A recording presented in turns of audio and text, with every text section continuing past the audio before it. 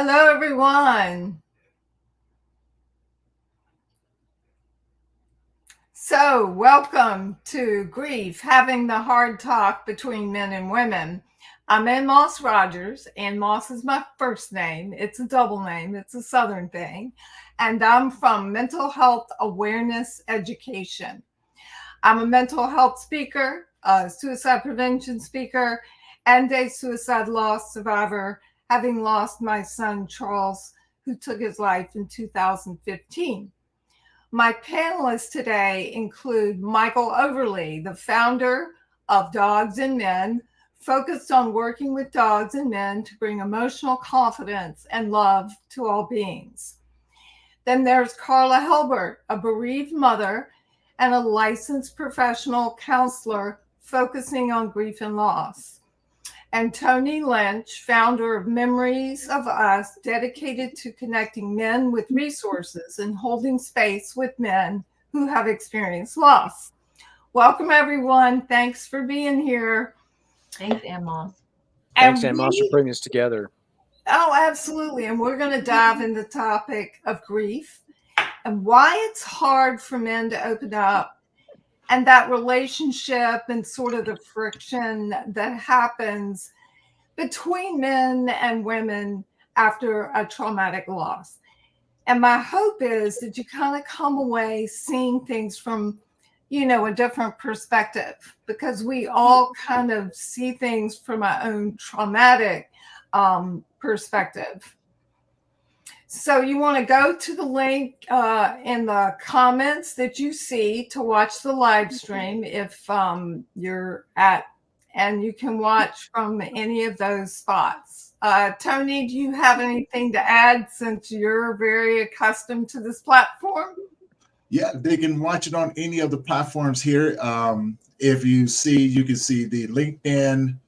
You can watch it on Facebook, LinkedIn, Instagram, YouTube, on either Ann Moss's or my own, as well as Twitter and Rumble. Excellent. Well, thanks a lot. And I am not seeing it on my own LinkedIn at the moment, so I am a little concerned about that. It should start streaming through there. Okay.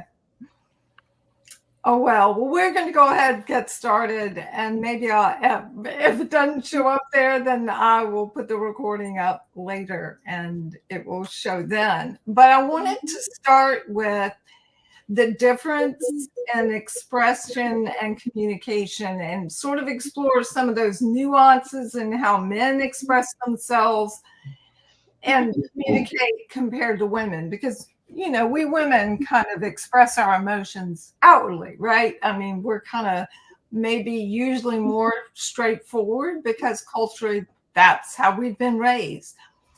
But I'd like to kind of start with the two dudes we have here on that sort of feeling of overwhelming grief or any overwhelming feeling from trauma, and how that might be expressed instead of, maybe talking a little bit about avoidance or other things that you might do to kind of hide those feelings if that's kind of where you went at first. You want to start off, Michael? Sure. So you hit the nail on the head right away, Ann Moss, that we're definitely raised differently. Men are not supposed to express those feelings and emotions. We're supposed to be stoic and tough and, be the provider and be the one that fixes everything. And so when these things come up, most of us, we don't even have a vocabulary for how to express it. Even if we knew how, we don't know what words to use. We don't know how to associate our feelings with those words. So this vocabulary is this gigantic missing piece for us. Secondarily, how do we do that? How do we feel safe expressing now when we were told and raised in a way where that wasn't actually safe to do? We'd be seen in this whole other light. There's a lot of shame around it that comes with that, just like there's shame around mental health and a lot of these other issues. So it's very difficult for us to be able to, one, open up, and two, be even able to express what we're actually feeling, because we just don't even know half the time. Tony, you want to add anything to that? Yeah, most definitely. And Michael, he hit the nail on the head there, as well. A lot of times what happens is that the perception versus reality. It's not that we don't know how to express ourselves, it's how we express ourselves. And we have to go back to when we're children and when we're told as young boys, better stop crying, or I'm gonna give you something to cry about, right? Yeah. What does it go to? What does I go to? To puff out our chest, right? And we hold it in. But what is the one thing that we do? We get angry. We want to go punch something. We want to go destroy something, right? And so when you can associate the two, you realize this is how we express it. Now, to someone else looking in, it looks totally crazy, right? It looks as if we got anger issues, which in turn, as we begin to get older, this is how we express ourselves. So you have to know what you're looking at when you're seeing the men in your life go through or dealing with things that we cannot verbalize.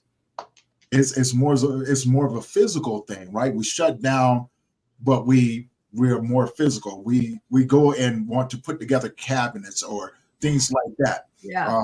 And that begins that is the way that we express ourselves. Okay, Carla, you've worked with both men and women. What differences do you see, especially right at the beginning?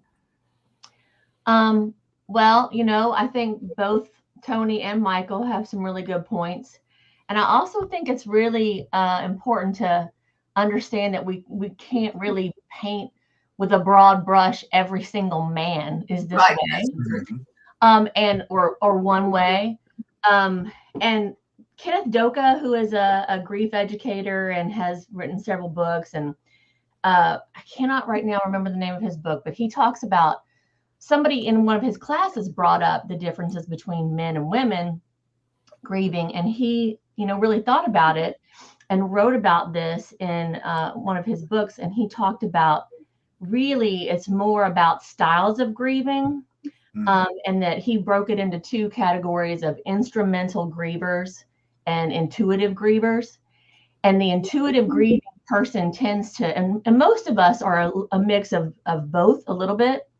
The intuitive style is more like what we imagine a feminine or women's kind of style of grieving and expressing would be. It's a more talkative, more emotive, more crying, more comfortable with talking about feelings. And then the instrumental side is the doing something, like putting together cabinets or putting together, like my husband, when our son died, he did a lot, and he's actually very comfortable with expressing emotions. He's good at it. He's a writer. But one of the things he did is he put a lot of energy into cataloging and putting together all the pictures and videos.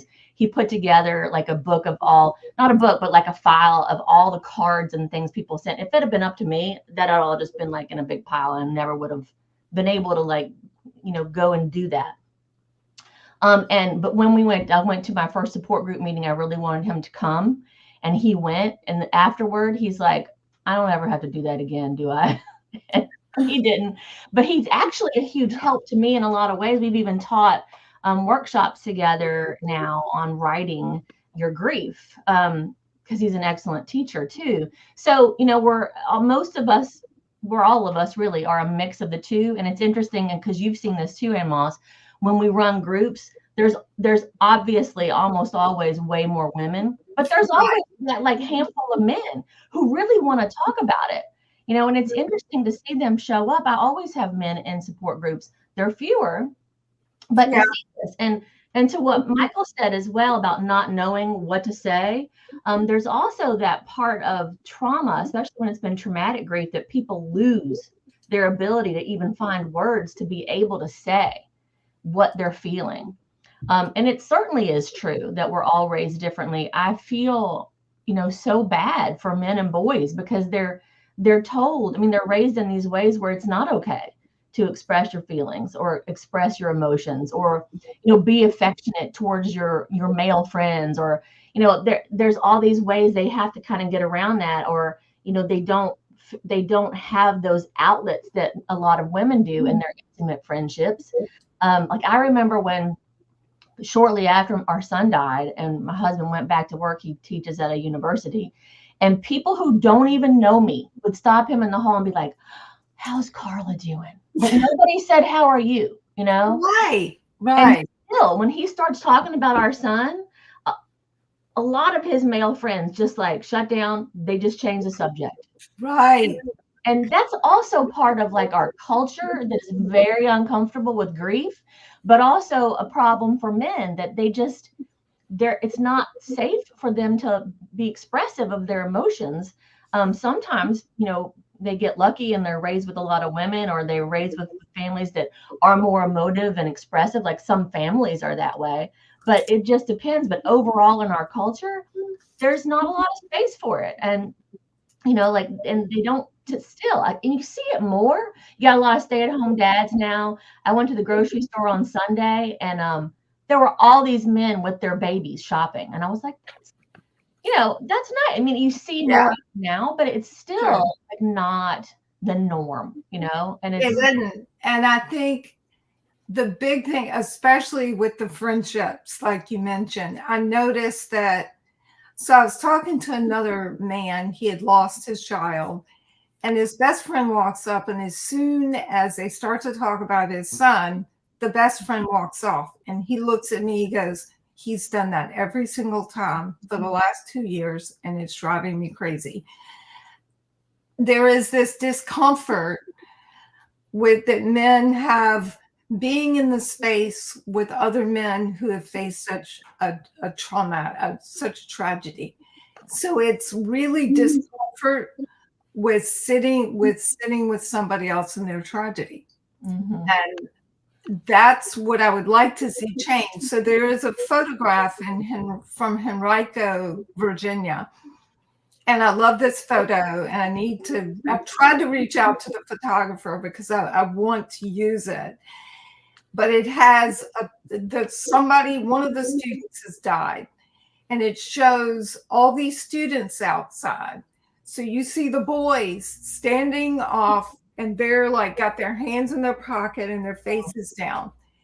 You look over to the left, all the girls are hugging each other. Mhm. And it's not that what the boys are doing is wrong, but they look more uncomfortable, and they look like they really want connection. Mhm. And the girls are knowing them automatically to go for it. But it's kind of like the guys aren't allowed to. And I think we need to understand and not raise our boys to toughen up, because that just makes them avoid Yeah. and avoid all emotions. So when grief comes up, and it's a traumatic grief like from a child, when you react so differently, it can be very divisive, Oh, yes. especially if you have kind of thrown a lot of stuff in the closet before that haven't dealt with it. Once that grief event turns up, there is no more doing that. It all comes up to the surface. And I don't think we see high divorce simply, and the divorce rate is way inflated for parents of bereaved children, but it is higher. And I think the problem is more that you were able to brush some of it under the rug, but after the big grief event, you're not, because nobody's putting up with that stuff then. Because you've started off on this whole new life and your whole new self. You're reinventing yourself. And I find that to be very difficult, but I would love to dive into the avoidance piece.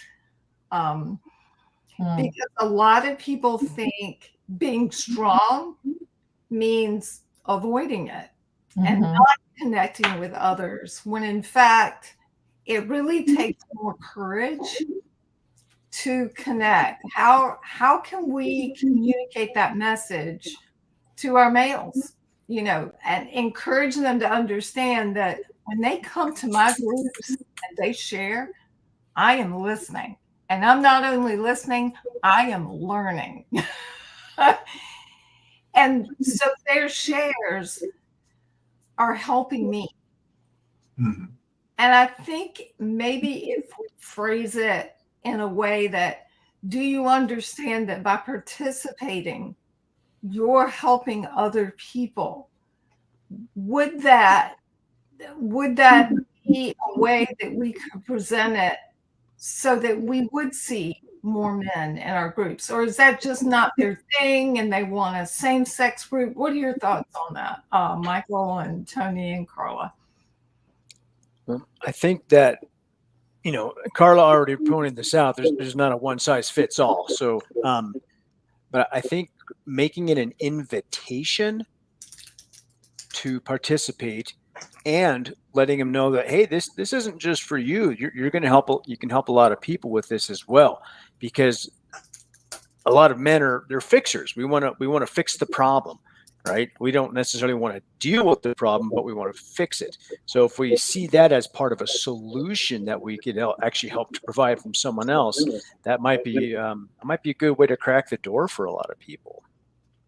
Yeah, I really like that. I think, and one man was telling me that they have an all men's group and they call it a discussion group, not a support group. So I think one distinction we can make is we can change support to discussion. So, Tony, what are your thoughts? Well, you know, there's a lot of variables that go along with that. My work is primarily with men, and what I find a lot of times, the reason why they don't go to a lot of groups, Michael, you said it. You hit it on the head. Men are fixers, but when you surround us with females, we become competitive to one another, and we tend to push our own feelings and emotions off to the side to focus more on helping the women in a group, you know, because we don't want to burden you with what's going on with me, right? This is the mentality. And a lot of times we are taught through examples from situations. Whenever we do try to open up, the people that our mothers, our sisters, our girlfriends, our spouses, etc., they tend to negate what's going on by first starting off the conversation, well, when you do that to a male, you've just now closed off every part that we try to open up to you, because now you've just pretty much said, regardless of what you're going through, what I'm going through is so much worse. So I'm not going to focus on what you're going through. That's why I started the conversation off with Well, think about that for a minute. Men already have a hard enough time opening up. So when you take that part away from it and you started off with, we shut down. Now we're going to listen to you. We won't ever go back to touch on that subject again, because you just now showed me how important my emotions truly are. And it's not intentional. What would be a good example of starting that conversation so that you didn't feel like you needed to shut down right from the beginning? Primarily, not saying anything, you know, listening, showing up. I often tell the women I do talk to, if you want that man to open up to you, you want him to talk to you and things like that, a lot of times it's just okay to sit there and listen. So allow for those long stretches of silence and not be uncomfortable with them, but allow them time to process. Right. Allow them time to be able to open up to you. Allow them time to be able to feel comfortable so they can talk to you about what's going on. Because when you ask me a question like, hey, how are you doing? I'm going to do it one of two ways. And that depends on what you've already done to me. Right? If you've already cut me off, I'm going to look at you and I'm going to tell you the biggest lie that I can tell you. I'm fine. I'm good. And that is the truthful part about it. Because for one, why would I waste my time to tell you what's going on with me when you're just going to take it around and make it about you? I'm not going to do it. Right now, if I come to you and you ask me, how are you doing? And you just sit there and you allow me to express myself. Oh, I'm gonna tell you everything that's going on with me, my day, and then from there, the conversation moving forward, I will be a little bit more open and vulnerable with you about the things that are going on and bothering me in my life. But again, we are taught these from a young age. So it's kind of hard to go back in and correct the things that you've been taught and to develop a different frame of speaking or understanding how to verbalize what's going on with me. Yeah. Carla, what's your take? Well, I mean, I'm just listening. And I was thinking too a little bit about, one, it's really hard for most people to sit in silence and let people just talk. That's hard. Like just communication skills in general for humans is really difficult in our culture. And I think it's very different when there's, you know, a difference in how the people involved in the conversation are grieving or how close they are to the actual grief event. When you're talking about couples, it is very difficult. And which is why, I mean, I'm not a couples therapist, but I do see couples when there's shared grief, because a lot of times that's my expertise area for one thing. And it's a very different thing than just general couples counseling. But a lot of that time is spent in like allowing and giving the space for each person to be able to talk about how they're feeling and be able to give space to listen to their partner's experiences. Because, you know, the stress of being in, particularly with traumatic grief, like grief is not pathological, but when you have traumatic grief, when there's a death of a child, especially, but also when you have like a sudden death or a suicide or violence or homicide, it is in both the people involved in a couple situation are very close to that loss. It can be really hard to be able to have just on your own space and time and ability to be able to listen and give that time and space and to say, how are you? You know, and I remember like in my own relationship, and it's weird because it's like if I was having a really terrible griefy day, I didn't want to talk about it with him because I didn't want to ruin his time or day or make him feel worse, you know, and vice versa. So a lot of times we just didn't talk about it. Like we would talk about our child. It's not that we didn't bring it up, but we didn't talk about our own personal experiences as much, especially when they were really strong, because I didn't want to make him feel worse than he already felt, and same for him. And, you know, if I was having an okay day where I felt, you know, less griefy, I just was like, I don't want to go there. And it was, you know, it's so hard to find the space and time and those safe places. Like for anybody that I'm working with, my job first and foremost is to make sure that they feel safe in talking, or they're not going to tell me anything. And that's true in any conversation. Like you don't have to be a therapist for that, you know. So like Tony was saying, if you just come at somebody and say, how are you? Like really, how are you?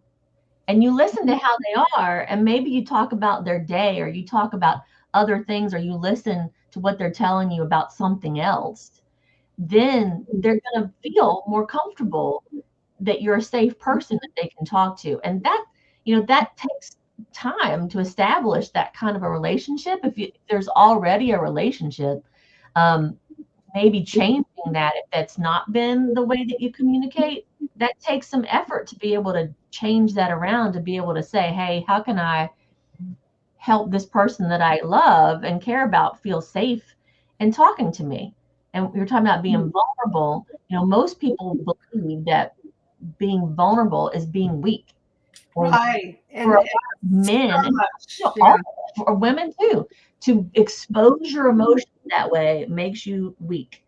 And like you said, Moss, that's really not true, but we've been so conditioned to believe that that's true. Right, right. I remember really pouring out my heart one time, and we're in the kitchen, and I'm crying, and my husband leaves the room, goes outside, comes back in, and starts talking about the weather. And I lost it. I'm like, I need you here with me to talk about it. And I need you to hear me. And he goes, well, I didn't mean to. I just wanted to let you know about the weather. And I said, right when I'm like opening up my heart, that was I needed to know it was 73 degrees out there. And, he keeps trying to give me these excuses. I'm like, I'm not buying it. You were avoiding me. And, I want to know why you were avoiding me. I need you. And I think once I said, I need you, I saw a change. And he comes up and he gives me a hug. And it's like, that's what I needed. So then I was kind of saying, when I'm like this, come give me a hug, hold me, so that it felt like he was more useful. Yeah, that's a good point too, of letting, as a woman and as a female partner, letting a man know what you need from them. Right. It's really helpful. Because I mean, y'all keep saying you like to fix things, and oftentimes that's true. But this is a thing you can't fix. Generally grief at all, grief, you can't fix it. And so being able to say, as partners and as a couple, for each other, what does the other person need, and being able to say that. I mean, yeah, I work with a lot of women, and you see that dynamic, and what happens, the difficult thing that happens is the woman assumes he doesn't care, and that's in my experience never been true.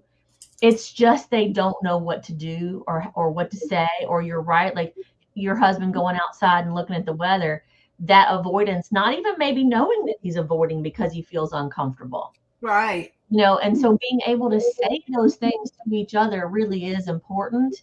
And that's a hard thing for people to do, period. Like you're talking about the divorce rate.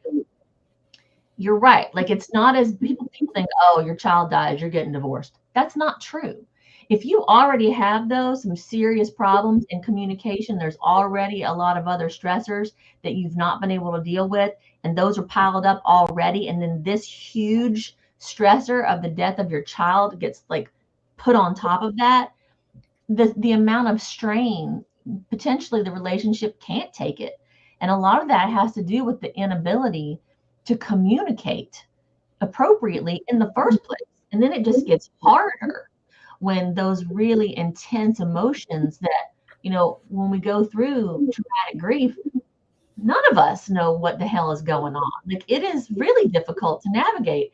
Even though, I'm a therapist, I was a therapist before this happened to me. I took classes in counseling and death and dying and grief and bereavement. And when it happened to me, I was like, I was not prepared. I was not in any way prepared by my studies or my degree to be able to deal with this. Like nobody knows how to deal with it. No, there isn't. And I do want to talk about, so when I go all over the country, I speak to a lot of audiences, and I have a lot of men come up to me afterwards, and they usually will talk about the only way I could make it through the day was with drugs and alcohol, usually alcohol in my experience. And they'll say, and it made it all worse because once I kind of decided that was a problem, I had to start my grief journey all over again. Mm-hmm. So I've kind of noticed that in some instances, and again, you can't generalize, it tends to take men longer. And I think we need to be more patient. Like my husband said to me, or said to somebody else not too long ago, he said, grief is like two mountains. My wife, she's on the second mountain. I'm still on the first. And I thought that was really an interesting illustration. One, because I had no idea he saw it that way. And it wasn't until he said that to someone else that I knew he even felt like he wasn't at the same pace. But I think we need more patience and with our men, especially because it is such new ground. And I would love to hear what the dudes have to say about the drugs and alcohol and about all that. What do you think? Want to piggyback off that, Michael, and I'll piggyback Sure. off you. I want to go back to one other thing that you had said to your husband, Ann Moss, and it was about you needed him, and you told him in that moment that I need you. So for us to be able to ask for that ourselves, to be able to express that is extremely difficult because we're not supposed to be needy.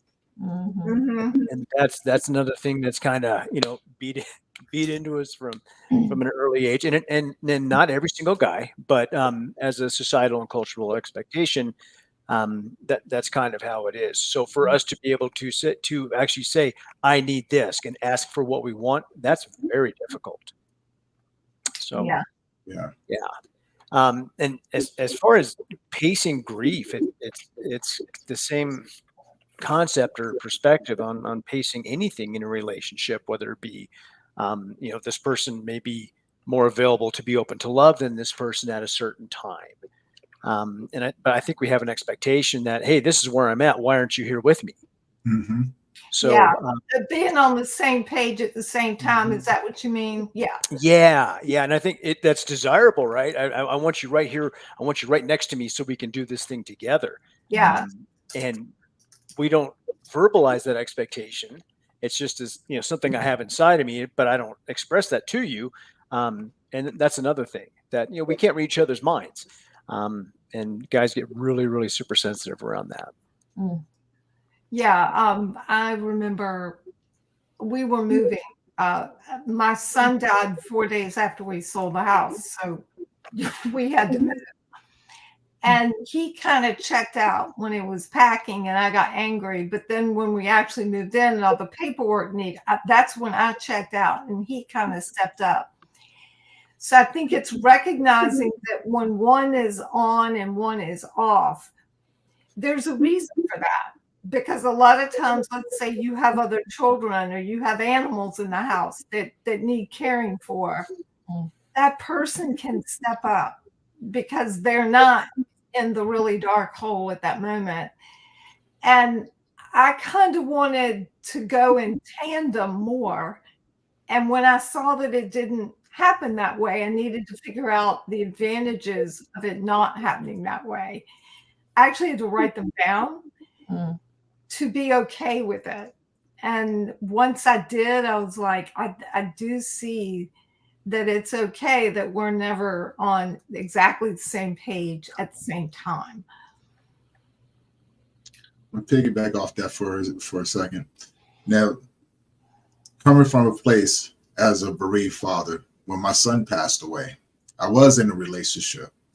What had happened is that at 6 months after my son passed away, the individual that I was with, she said something to me, which actually turned me off. She goes, "It's been 6 months. Don't you think that you should be over it by now?"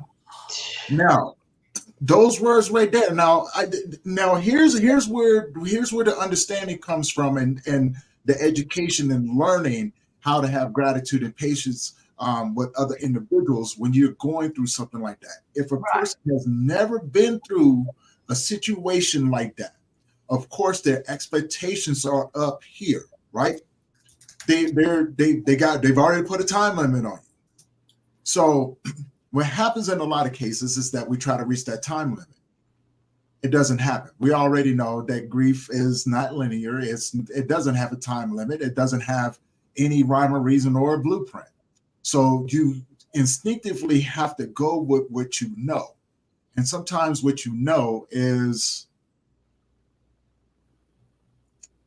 it's not always going to look pretty to someone else. Right. Right. So what you may see me do, you may see me isolate myself. You may see me turn to drugs and alcohol. The question after that becomes, is that always been my go-to when something traumatic has always happened? If the answer is yes, this is what you're going to go through because it's familiar to you, right?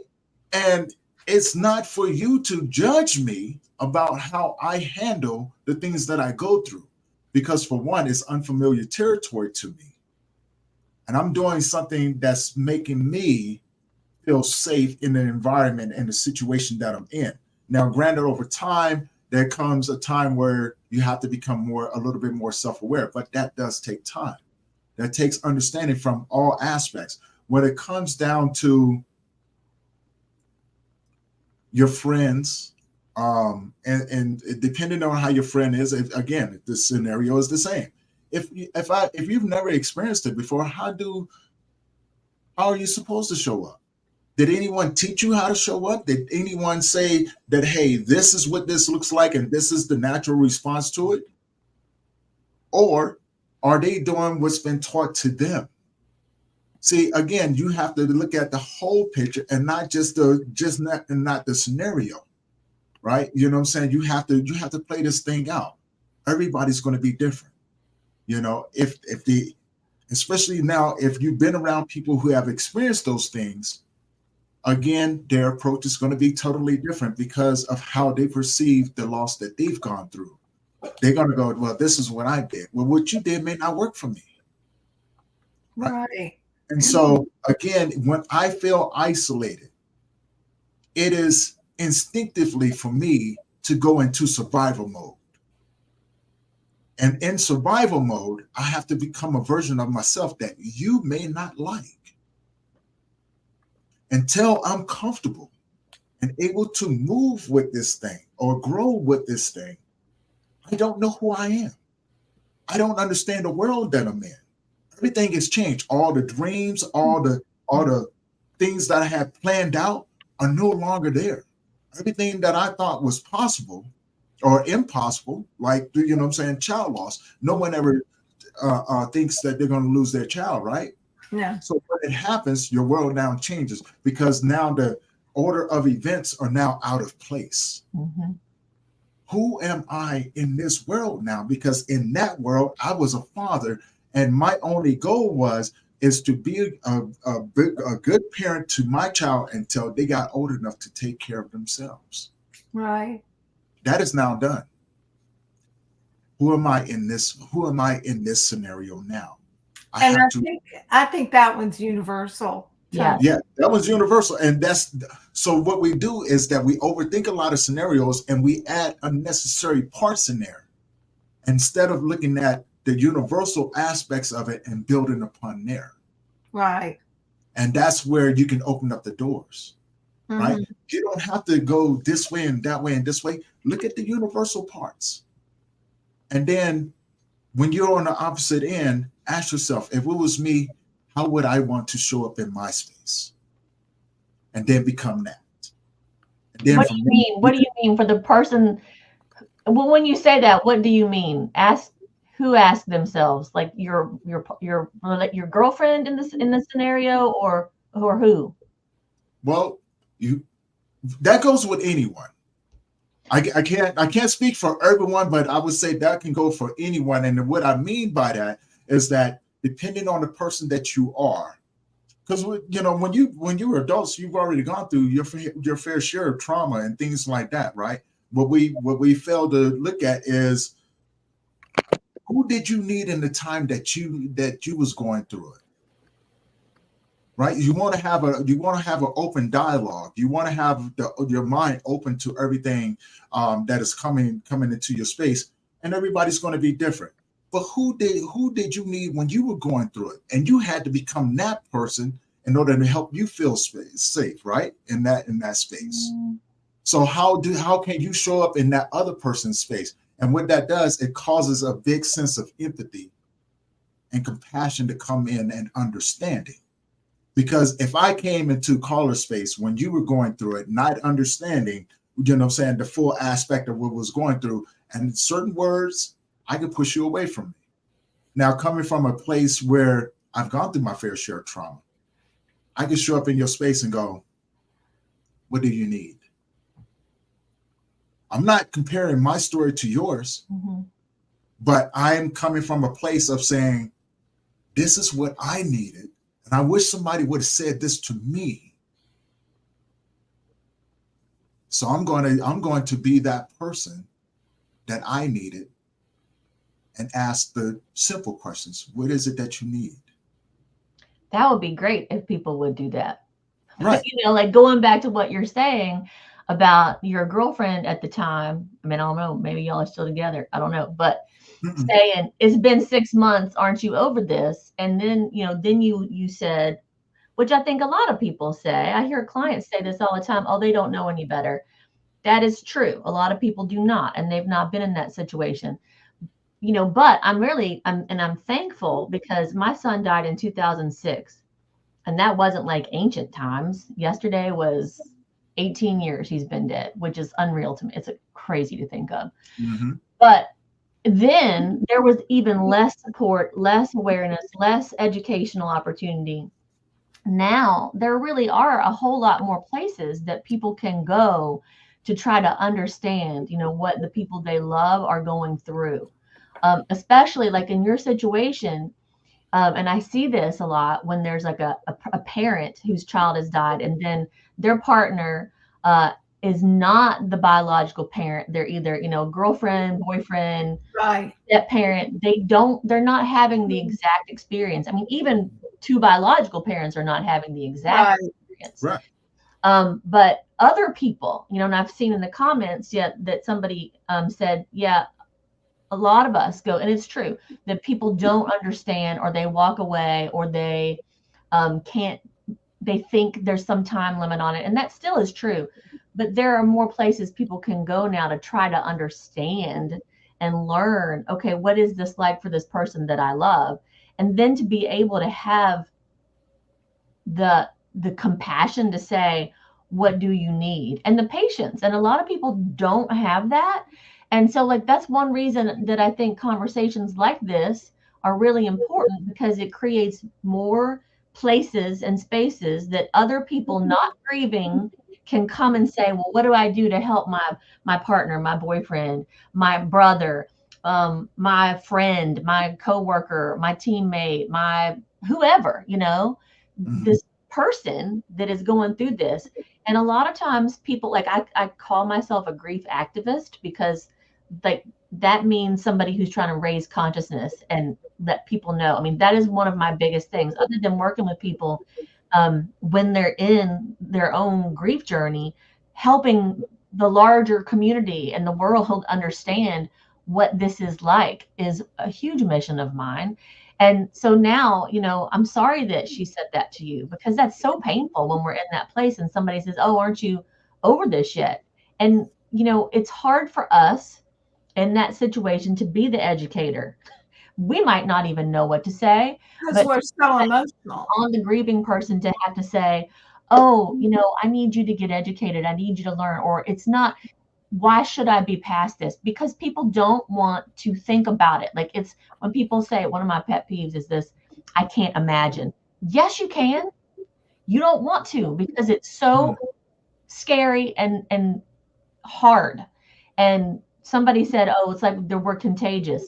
It's because they don't want to think about it, because that means if you think about in detail, you can't know what it's like, but you can try to imagine what it's like. Then you have to imagine somebody you love deeply dying, and that is terrifying. So people run away from it. So it's that learning how to be in the discomfort that all of our culture needs to do. And it's hard. And then when you're in a couple, you know, you're in a couple together, and I'm made uncomfortable by how I perceive your grief to be moving, and you might be uncomfortable by how you see me dealing with the grief, then we're both uncomfortable in extreme discomfort at the same time. And it's, you know, that place of trying to find that space of empathy and compassion and patience can be so hard to find. And which is why most of us can't do this on our own. No, And I think that's where the isolation becomes a problem, and then the drinking and drugging, exacerbates that. But I wanted to look at one of the comments we have here, and it says, "Do you have any suggestions on how to respond when one spouse is talking about the child who passed with regrets and looking backward, which is very painful, and the other spouse feels like it's a dagger, like they don't want to talk about the child?" And I've run across that not as much as a couple, but as like other people, when I start talking about it, they walk away, and allowing that person to feel heard when the other person is kind of trying to avoid that pain. Michael, do you have any thoughts on that? That's hard. I have not lost a child, so I can't speak to it in that context. I lost my older brother, who was kind of my hero, about 6 years ago, and even friends that were close to me did not understand and didn't know how to discuss that or talk about it. People in my own family didn't necessarily want to talk about it because it was too painful for them to bring up, as Carla mentioned already, bringing their own grief into a situation where they don't want to experience that, and whether they've had that or not in the past, it's one person's availability to be discomfort, their openness to experience that again. I think most of us try and run and hide from pain, right? Right. It keeps showing up, right? Life happens. That ball's going to keep rolling, but we try and avoid it so much that I think we just don't know what the heck to do with it when it does show. So it's very difficult for a lot of people to talk about. So when other people then you wanted to talk about your brother, maybe with other family members, is there a way to frame that, or do you just pick safe family members who are willing to listen and just kind of let the other ones be? I mean, do you have any suggestions around that? Because there had to have been times where you just wanted to talk about those memories with someone. You wanted to remember him, and you got shut down. Were there people in your circle who didn't shut you down? Yeah. Well, two actually. So one was my mom. She, so that was tough on her because that was actually the second child she had lost. And the other was literally my dog. I could actually sit and talk to there was no expectation there, right? That's There's so true. No fear of judgment, no worry about, them getting up and leaving because they're uncomfortable. It's absolutely fascinating. This is actually some of the work that I do with men and their dogs. Yeah.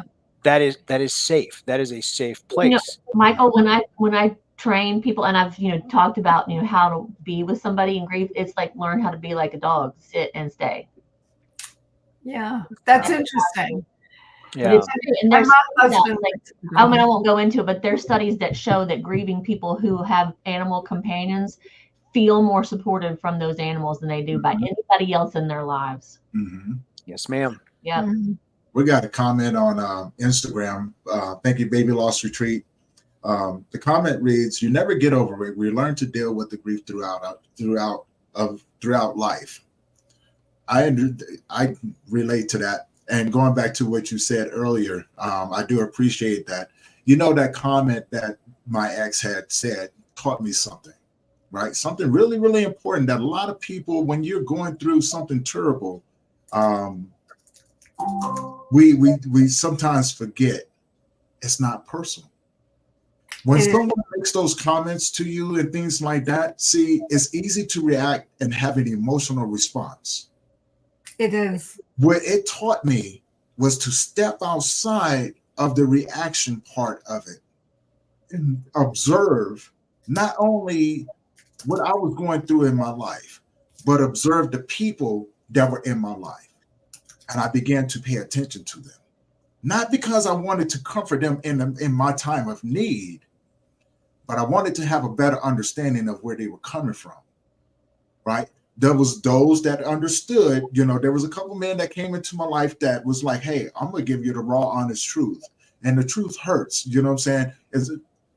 Because there's some things that you have to face when you're going through that. And they were honest with me. They said, look, this is gonna hurt like the Dickens. It's gonna hurt more than anything that you've ever gone through. The process that you're going to go through, most people aren't going to understand, and they're going to say some stuff to you that you're going to want to get upset about. Yeah. The key to it is have some grace and patience with them, because it's not personal. They're doing the best that they can with what they have to work with. And if they've never experienced the loss of a brother, the loss of their parents, the loss of a child, the loss of their friends and things like that, they may have only experienced their set of grief. And I think curiosity. I think there's an element of curiosity there too. Right. There's always going to be an element of curiosity, right? Because no one wants to intentionally insult you in your time of need. Not intentionally. No, they don't. So what we have to do as grievers, we have to not take it personal. There's going to be people that leave. There's going to be a handful of people that stay. You can't take the ones personal, they take it personal when they leave. They don't understand unless they've gone through it. And eventually when they do, because grief is one of those things, loss you're going to experience at some point in your life, right? Yeah. Who are you going to be when they need you? Just because they weren't able to support you in your time doesn't mean that you give it back in return, because then you create more pain. Right. I think you because you understand just a little fraction of not what they're going through, but maybe what they're feeling. And maybe, just maybe, you can help give them the comfort that you needed, because we have to grow through these things in the new reality. We have to become different versions of ourselves. So I wanted to go back to Debbie's comment for 1 minute and then make a comment on the Instagram one. I think one way to address it, and I think this is the way I did it, and I was talking to my husband, and I kind of stepped out of taking this emotional response and understanding that he was just struggling with where to be with all of it. Mm-hmm. And I just said, no one else loved our son like you and me. And it was our biological son. So this might not work like in a marriage where another child comes in. And I said, sometimes I just need to talk about the stories and remember the beautiful memories of who he was, instead of him being justified by the death. So that's why I bring them up. And I would love for you to add to that, or just engage with it in some way, however you feel. And that did help. But for you to express why you need them to listen again, they're fixers and they need to be needed, and to allow them to understand, I need that listening. I need this because I need someone else to know that it mattered, because lots of times when people stop talking about them, or they refuse to talk about our loved one, the first thing is you think they didn't count, nobody remembers them, and you push harder. And if they would just listen and allow you to feel heard, you can have that conversation. And it doesn't have to be 30 minutes. It could be 3 minutes.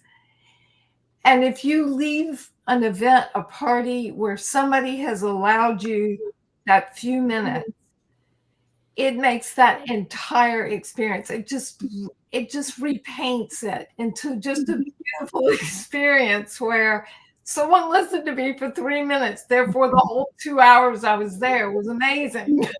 Yeah.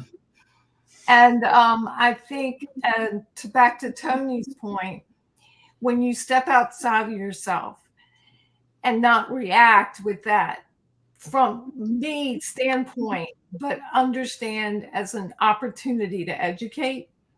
So my mother would say things like, and she was only curious because she'd not been through this before. And she's like, well, why would you listen to sad music if it makes you cry? So instead of reacting and getting angry with her, I said, well, sometimes I find a little corner and I think, oh, I have a little time alone. And I said, that's the only bond I have with Charles now, is those moments of grief. And if I'm listening to music and it kind of gets me in touch with that part of myself for just a few minutes, I feel him with me.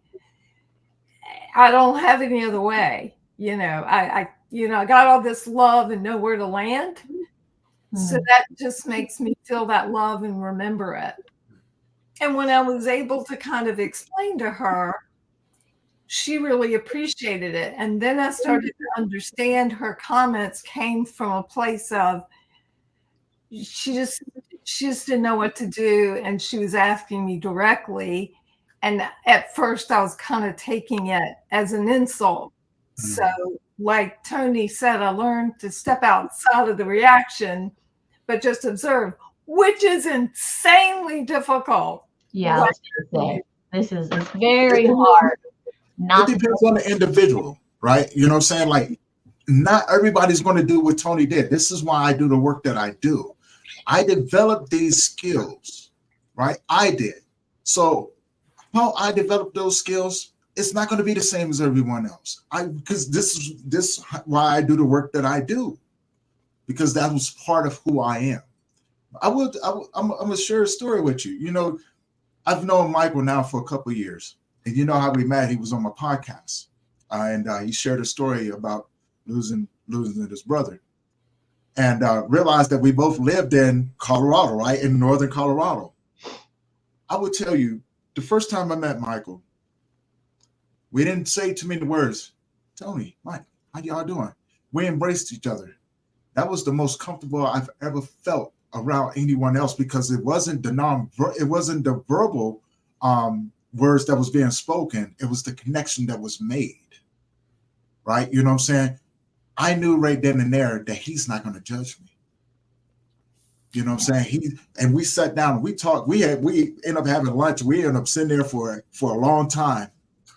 And I think if you look at that scenario and you place it into a more open scene, most people, this is what, this can be the catalyst to a lot of things, being comfortable.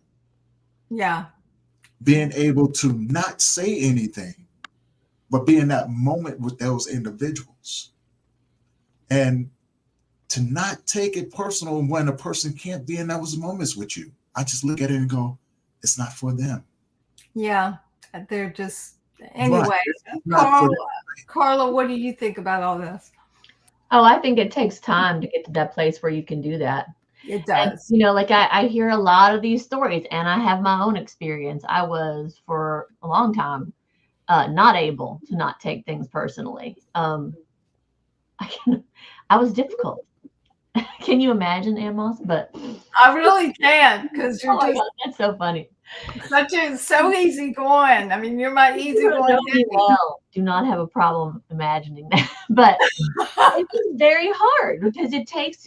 I mean, grief. I also like to talk about grief as a developmental process, and when you are first in that space, you don't have the roots or the strength to be able to stand up for yourself and say, no, this is not for me. That's not how I experienced my grief. I'm not going to take, it took me years to get to a place where I was like, yes, these people do not, for the overwhelming majority, do not mean to cause harm, and be able to see it in a different way.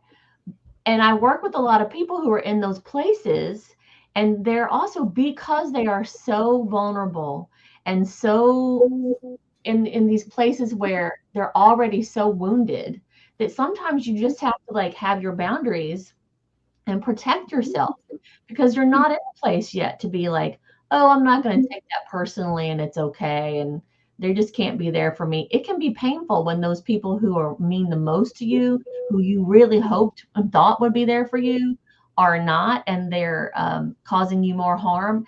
And you have to look at it just like with Debbie's question.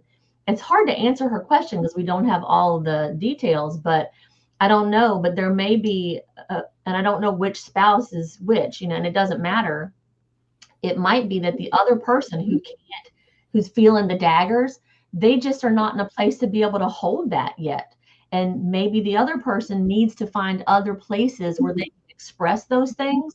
And you're talking about looking backward and having a lot of regrets. Those are parts of us, especially when there's been a traumatic loss or suicide or overdoses or those things where you have a lot of questions and the regrets, like you're saying. You have to be able to process that, but it may not be with your spouse. Maybe you need to find other places where that's a safe space, and then approach it in smaller pieces with the spouse, because you do need to be able to communicate. But it's hard, and it's so painful, and we need to have safe spaces. And in the beginning, we're not in the place where we can just like have that psychological Teflon that you can learn to develop and grow over time, and be able to have that strong back and be able to say, no, they're not talking to me. I can do that easily now, but it took me a long time, and so I think for people hearing it, it might be like, well, that just sounds so simple, but it isn't simple. Right. And I don't mean it to sound simple or anything like that, because Lord knows it's definitely not like that. With the work that I do in the grief field, I often put myself in the people that I talk to. So it changes my language. It changes the way I approach certain people. I'm very adaptive in my approach when it comes down to it. Right. You know what I'm saying? Because I have to know how to pivot, because I'm not trying to push you away. I want you to be able to feel comfort in the space that we're in. So if I'm talking with Michael, my conversation with Michael is going to be totally different from when I talk to Mike. Right. You know what I'm saying? My conversation is going to change across the board, because everybody's going to process that. My conversation is going to change when I talk to my spouse. It's going to change when I talk to my sister and things like that, because it has to, and what I mean by that is that I have to know how to communicate with you, because I want to give you the courage and the strength to be able to open up and feel comfortable with talking with me. Right. You know what I'm saying? So I have to be universal in my approach. Well, not universal, adaptive in my approach, and know how to pivot, know how to back out of it to keep you engaged, so I don't make it about me. Right. Yeah. And again, these are things that you learn over time. Not everybody's going to do the same thing. I'm not saying that it's going to be easy. I mean, not everybody's going to get into the grief field. Right? Not everybody's going to become a trauma recovery coach. Not everybody's going to become, get into doing this sort of work. You're going to figure out what works for you. And that is the most individual thing about grief. You can't do grief like Tony did it, or like any of us did it. You have to do grief the way that you do it. And a major portion of that is community, people that you can connect to on that level, right? Because it changes the conversations. Well, I like what Carla was saying about finding that safe person that you need in that moment, because there were times where my spouse wasn't my go-to. It was my best friend, Martha, who kept her door open, and she could kind of move around to where I needed to be, because I've known her since first grade. I mean, we're so emotionally aligned because of the amount of time we've known each other. But I will tell you that when my husband and I went to a group together, he didn't say a lot, but when he did speak up, he would say something that I heard in a completely different way. I bet. Mm-hmm. And that was really interesting perspective, is that when we did try grief counselor for a while, and while that a group was more helpful for me, I will say that when he said stuff in there, I listened from like it's not coming at me, and I reacted less like it's a dagger to me. And it was interesting. I processed it differently. And I think that was what Michael was talking about earlier, is that connection and coming together piece of it that was so effective.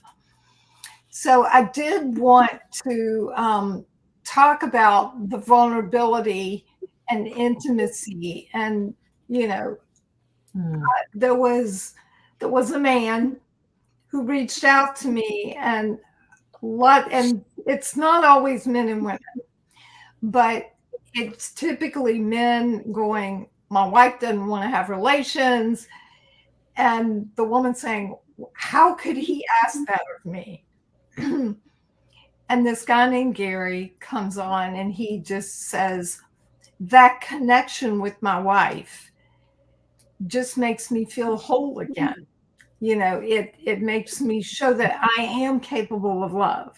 And the difference in how we see that, and our ability to see how each other feels about it as well. So it may not be intimate relations, but it may be just a hug or some other expression. But do our men need those intimate expressions that are just hugs? Or, how can we start to kind of tease apart all that part of it? Even if it's, if you've lost a brother and you have a partner, that partner is not going to feel the loss in the same way you do, Mm-hmm.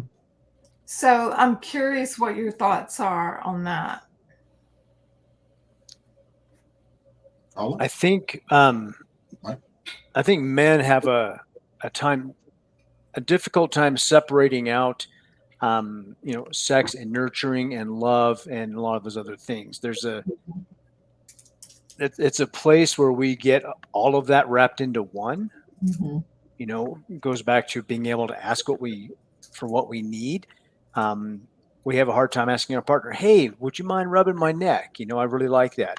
Would you mind? It's just hard for us to do. It's the simplest thing, right? It's a small thing, but it's not small for us. So when it comes to that deep bonding feeling we get when we're having sex, making love, whatever you want to phrase that, there's a lot wrapped into it for a lot of us. And that there's a connectivity that we don't feel in other aspects of our life. Mm-hmm. So I can see where he's coming from, and then I can see her side, like, this is just not something I really want to do with you right now. Why would you even ask? Right. So, and that's goes back to our basic communication of being able to express ourselves and ask for what we need. That's really beautiful, the way you express that connectivity. You really encapsulated that well. Thank you, Michael. Tony or Carla, do you have anything to add to that? I'll let Carla go first. Oh, it comes up a lot. I mean, and yet again, so it's like there's nothing we can say is a one size fits everybody situation. I know for sure, particularly with bereaved parents, this can be really a difficult hurdle.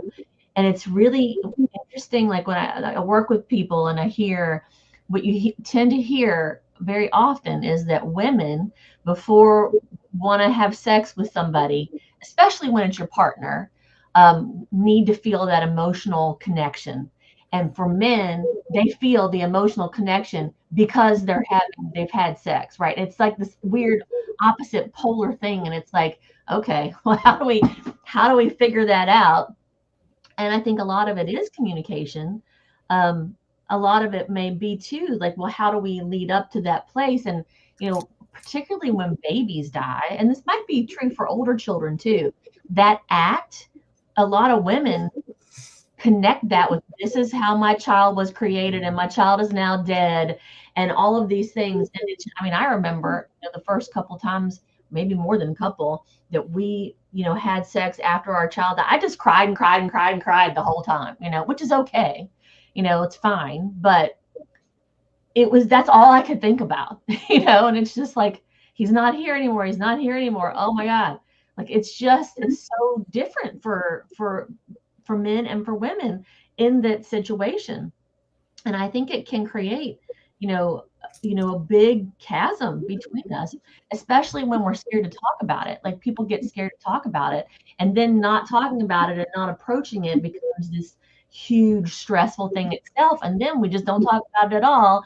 And then it's, you know, bigger than an elephant in the room. And then it's like, what do you do with that? And I think that being able to, again, have a safe person to discuss this stuff with is really important. But the little things, like you said, rubbing your neck, or just the hugs and the kisses, or, you know, a lot of times I'll just like have people, you know, just, can you like hug each other, and then like, just how long can you just hold each other and like press your hearts together? Just that alone, or like gazing into each other's eyes, like that intimacy and that rawness, like it's hard to withstand that sometimes when you're so broken open. So it's like, how do you learn how to trust each other again in that space? And it's really, it takes a lot of work, and that trust is such a huge piece of it. And being able to talk about it is one of the most important things. And it's a huge piece of, I think, relationships between men and women in grief. Yeah, it is. Tony, what are your thoughts? I'm coming from a different perspective, right? You know what I'm saying? From my own personal experience. Sure. When my son passed away, of course, I had the girlfriend at the time, 6 months. I eventually left her. We just decided to part ways, going about our business. Now, on the other side of that, I had a really, really amazing teacher, which was my son's mother. Now, what I mean by this, she was a true narcissist. This woman destroyed everything that I was, destroyed me. And what it did, it pushed me into a place of isolation, because she had taught me something that I don't think I would have ever learned had she not been who she was. So I began to, over a period of time, develop a sense of appreciation from her. As far as intimacy, I wanted nothing to do with anyone. Nothing. So I learned how to avoid conversations when it came down to women. I knew how to keep to myself. I knew how to move very quickly. If I needed to go to the grocery store, I knew to get there and get back home. I didn't go out. I'm not trying to socialize with no one. I was comfortable at home. I had everything that I needed. I had food, I had my gym, I had my TV if I wanted that, and I had my bed, because I spent a lot of times on the floor crying, balled up at the wall. Sure. But now, in that lesson, it was something that oddly was profound about it, that I understood. And this is the reason why I didn't want to be around or have a relationship for up to 6 years. Hurt people hurt people. Now, when you've been hurt extremely deep, you kind of come from a place of, I'm not going to do this to someone else. At least for me, right? But that's what makes me in the space that I'm in. Because I understood through in that isolation, I grew, I learned, I began to become more in tune with my emotions. So I became emotionally intelligent in that aspect. I became more aware of myself, because I knew that I couldn't ask anyone else to figure me out, because I'm not looking for validation from you. I need to figure me out. Yeah. Until I do that, I'm not going to be any good for anyone. I'm not going to be any good for my sister. I'm not going to be any good for my friends. I'm not going to be any good for anyone. And that's where I learned how to show up with myself. I learned how to hold space with me. Before I learned how to do any of that with anyone else, I had to go through that myself. So I being in that space, being isolated. No, I didn't want anybody to touch me. Don't touch me. Oh yeah, that's common too. I mean, this is again, there's no one answer.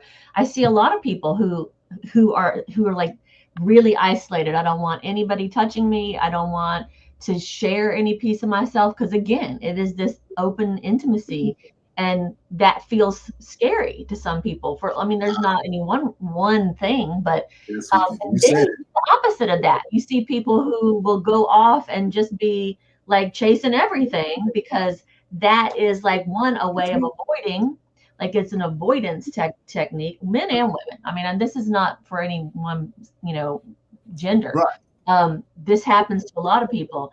Mhm. And still, I mean, I've worked with people who go through this because it is a way of connecting, but also a way of avoiding your feelings.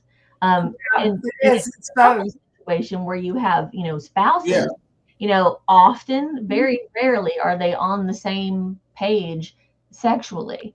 There's a lot of stuff going on. I mean, it's a very multi-layered and faceted situation, that it's not just a physical act.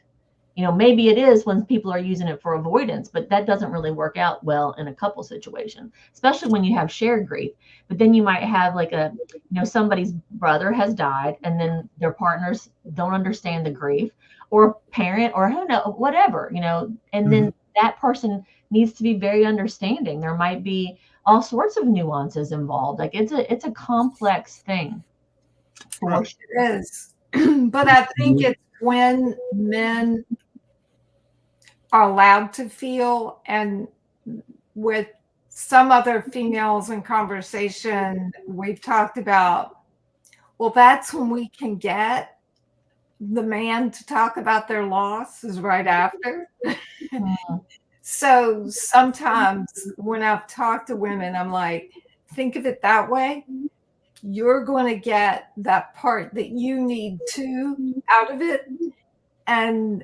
But if you go on forever without trying it, or without, connecting in that way, the relationship will start to falter over time.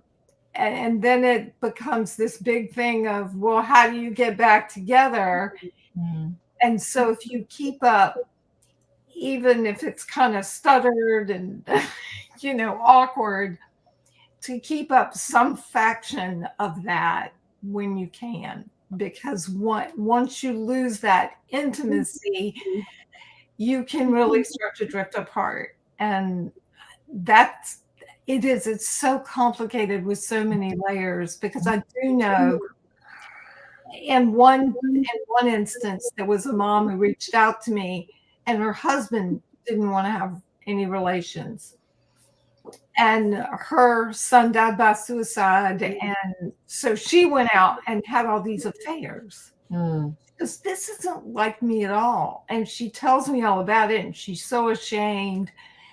And I said, I would talk, and then I linked her sexual experiences. She decided to watch some film footage that she had no business, she should have never been allowed to watch, but it was film footage that included the death of her son, and no one should have ever signed off on that, but they did.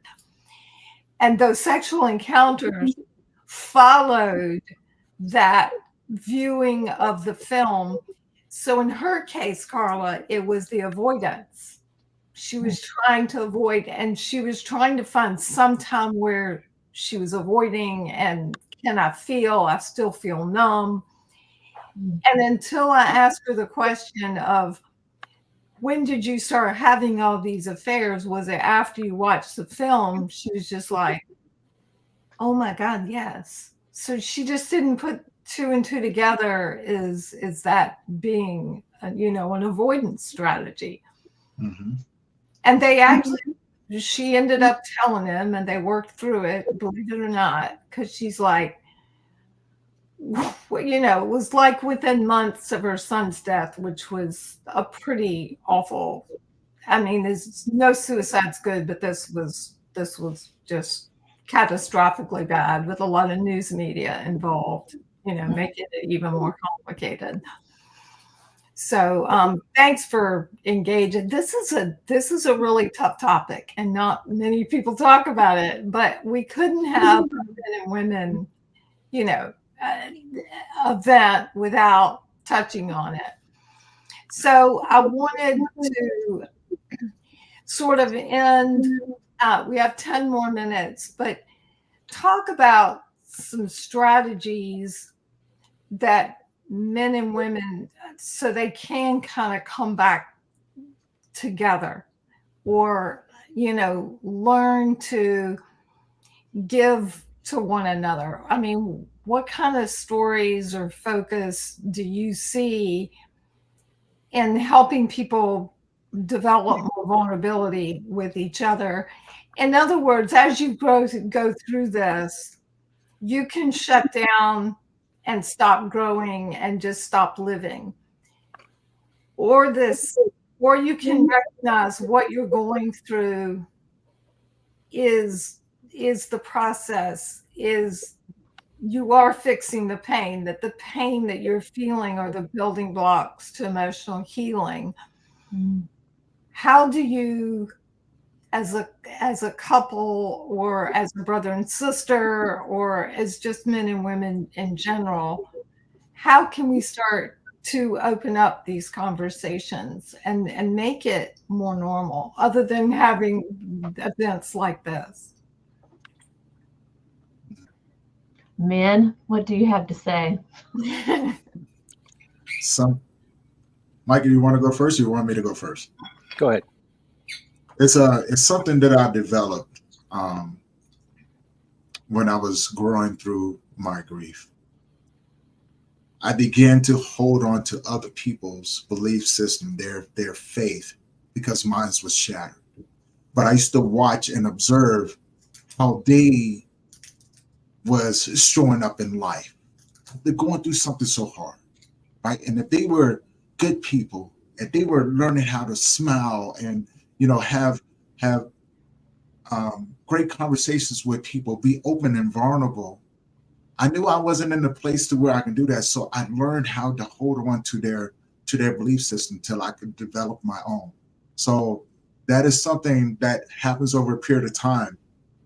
And I would say, for anyone out there, men or women, surround yourself with people who are a little bit further along to you, and observe how they show up in life. And if they're showing up in life in a way that is positive, that made them a good person, it's okay to hold on to that a little bit till you're strong enough to develop your own. I like that. So, and I did that, finding people who've been through it before. Carla, do you have any thoughts?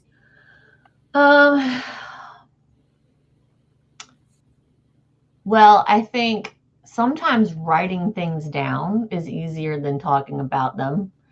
Yeah, I did a lot of that. That's good. And so even like writing, and again, it depends on the relationship. Like my mind keeps going back to like a couples scenario, but and I don't know. I mean, there's other situations, obviously, like you're saying, somebody's sister or maybe their mother. And then depending on your relationship, you're going to approach it differently. But writing maybe letters to each other in a couple situation. And even having prompts, like my friend Joanne Cacciatore, just like a new deck of cards came out that are grief prompts. And it's really great. It's like different categories of things, like getting there's lots of those kinds of like card decks out there. And you might even find like support group talking points or something, and just sit down with each other, pull a card, and then each of you answer that question. And because sometimes we just don't know what to say. And then you can even Google, like, you know, writing prompts for grief, because this stuff is all over the internet. Yeah. And you don't write it, but you like pull one up and it's a question, and then maybe you talk about it. I mean, sometimes just like little simple things like what's I remember blank. And then you lead with that. What pops up in your mind when you think I remember? And then you just tell it to each other. But then that requires kind of setting aside time and being willing to like have that space with each other. And maybe you have some, and depending on the situation, maybe you have some ground rules around it. You know, if I'm feeling uncomfortable, it's like a safe word, but for grief instead of like, Right. Yeah. so it's like, okay, I'm feeling way too vulnerable. I need to take a break. Maybe you have a way of saying, you know, let's sit down and for 30 minutes we talk about something and then we have dinner or whatever. Like being able to create some kind of structure to be able to talk, because sometimes it just feels so awkward and we don't know where to start. And then like we both said, like, you know, if we're having really terrible days, we don't want to bring him down or, you know, make it worse or make him feel like he's got to do something. If we have, okay, every Sunday we're going to sit down and talk to each other for 30 minutes before dinner or whatever, you know, whatever the thing is. And maybe start there. I mean, because it's just difficult. It's a very hard conversation to have sometimes. But, you know, learning to communicate and understanding that everybody's got a different perspective, which can be hard because it feels so like you're the only one having this experience. And if you have a spouse, it's like, well, surely you must feel the same way because you're my child's father, but they don't. I mean, we all have a different, like you said, nobody loves our child the way you and I love our child, but even so, there's different experiences. Oh no, Michael went away. Oh no. I really wanted to hear what Michael had to say. Hopefully it pops back on. Yeah, I hope so. So I hear you saying that really kind of being more intentional Yeah. of holding that space. And I really, really like that idea because I think that men who really love structure, you know, our left brain, our engineers, our accountant types, which can be men or women, to be honest with you, might like it if it's scheduled and they kind of know what's coming.